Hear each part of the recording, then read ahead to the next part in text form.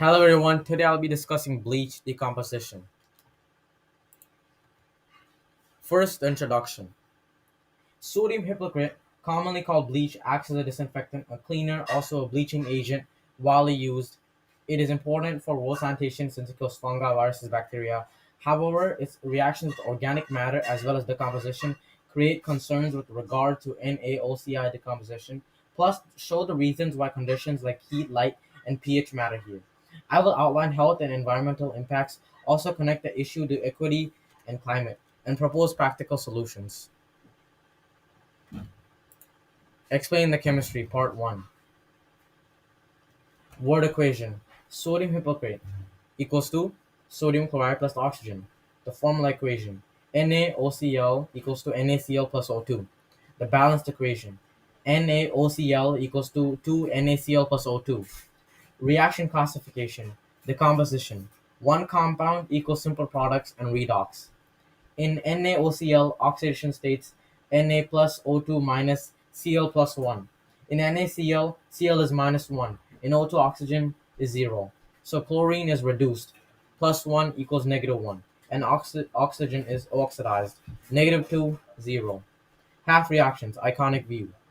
Oxidation, oxygen, 2O2 minus equals O2 plus 4E minus. Reduction, chlorine, 2Cl plus 1 plus 4E minus equals 2Cl minus. Combine, 2 NaOCl equals to 2 NaCl plus O2. Electrons cancel.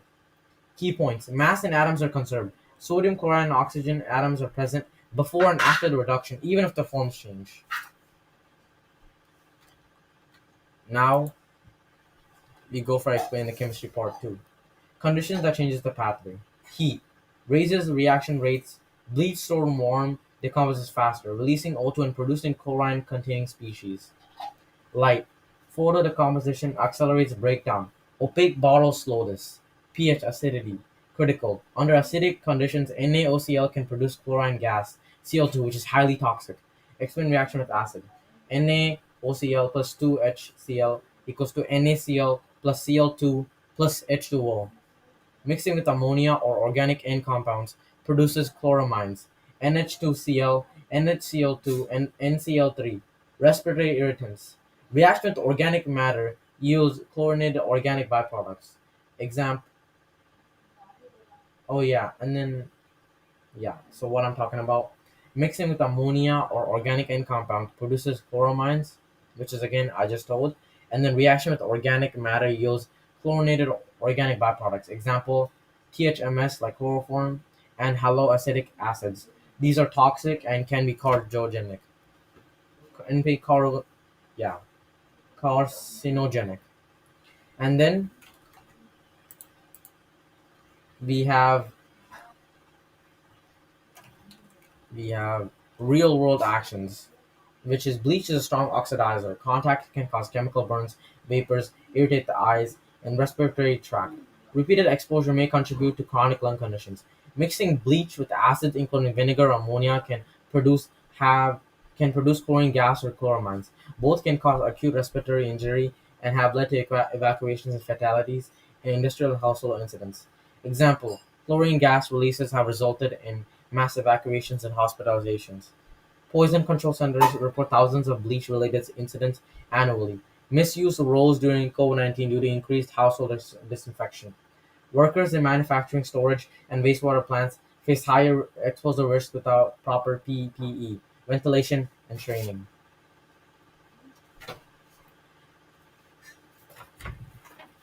When NaOCl enters wastewater, it reacts with organic matter to create chlorinated organics. THMS, HAAS, chloroform. These can persist, are toxic to aquatic life, and some are carcinogenic to humans. Bleach can kill beneficial microbes in soil and aquatic systems that maintain nutrition cycle and waste breakdown, causing knock-on effects through food webs. Reduced oxygen availability, gill damage in fish. Long-term contamination can change soil chemistry and leach chlorinated compounds into groundwater, threatening drinking water sources. Now we have the equity and social justice. Equity. Industrial plants and waste sites are disproportionately sited near low income and marginalized communities, increasing local exposure to air and water contamination. Indigenous and rural communities dependent on surface waters are especially vulnerable. Regulatory enforcement and access to protected resources are often unequal. Climate links. Production: electrolysis of brine consumes significant energy. If the electricity comes from fossil fuels, manufacturing adds CO2 emissions. Warming climates accelerate decomposition and storage instability. Higher temperatures equals faster breakdown. And extreme weather increases spill risk, spreading contamination. Some volatile chlorinated compounds also affect atmospheric chemistry, albeit at small scales relative to CO2 and methane. Now we have practical solutions. Now, personal and household. Use bleach only when necessary and follow label directions. Dilution, ventilation, PPE. Never mix bleach with acids, vinegar, ammonia, or household cleaners. Prefer alternatives for routine cleaning, hydrogen peroxide, or alcohol-based disinfectants when appropriate. Do not mix these with bleach. Avoid dumping large volumes of concreted bleach down drains, dilute, and follow municipal disposal guidance. Community/institutional. Improve labeling and public education about incompatible mixes and safe storage. Promote PPE and training for workers in manufacturing and sanitation sectors.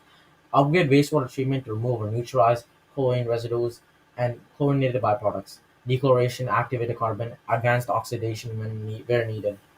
Encourage hospitals and schools to pilot green disinfectants for routine use. Police/industry bay. Incensi- Incentivize renewable electricity for industrial sodium hypocrit production to reduce life cycle CO2.